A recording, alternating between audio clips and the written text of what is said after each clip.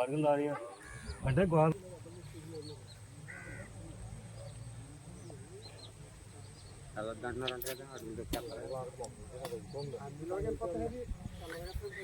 Media వెళ్ళొచ్చు చూసుకుంటే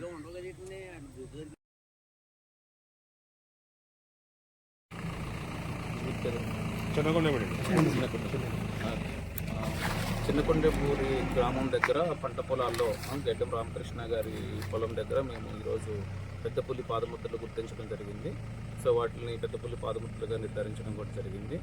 so అయితే ఏంటంటే ఆ పులి మనకి అటు వేరే వైపు మన ఈస్ట్ గోదావరి మన ఏలూరు సైడ్ నుంచి మూవ్ అవుతూ ఇటు వచ్చింది. అది ఫారెస్ట్ ఏరియాకి దగ్గరలోనే ఉంది, 2 కిలోమీటర్ల దూరంలో. దాని కదలిక కూడా ఇప్పుడు ఫారెస్ట్ వైపుకే ఉంది, మన ఇది పురుషోత్తపట్నం ఫారెస్ట్ వైపుకి వెళ్తుంది. సో ప్రజలు కొంచెం అప్రమత్తంగా ఉండాలి.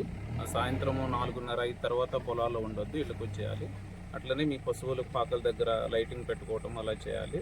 సో పశువులను కూడా అవసరమైతే ఇప్పుడు ఒక 2 రోజుల వరకు ప్రజలు ఎక్కువ ఈ ప్రాంతంలో పొలాల్లోకి రాకుండా ఉండడానికి ట్రై చేయాలి. ఒకవేళ వచ్చినా కానీ గుంపుగా ఒక 4-5 గుంపుగా మూవ్ అవుతూ ఉండాలి. ఎక్కడైనా కనుక ఏదైనా మీరు ఈ పులి పాదముద్రలు కానీ గమనిస్తే కనుక మా దృష్టికి తీసుకొస్తే కనుక మేము వాటికి ట్రాకింగ్ చేస్తూ దాని కదలికలను గమనిస్తాము. సో అదేవిధంగా ప్రజలు పులికి హాని చేయడానికి కూడా ప్రయత్నించకూడదు. అది నాన్ బెయిలబుల్ కేసు అవుతుంది. 7 సంవత్సరాల వరకు కూడా శిక్ష పడే అవకాశం ఉంది. అది మన జాతీయ జంతువు అవటం వల్ల మన గవర్నమెంట్ దానికి అంత ప్రాధాన్యత ఇవ్వడం జరిగింది. సో అది ఖచ్చితంగా ఫారెస్ట్లోకి వెళ్ళిపోతుంది, అటువైపే కదలికలు ఉన్నాయి. సో మీ ప్రజలందరూ మాకు సహకరించాలని కోరుకుంటున్నాను.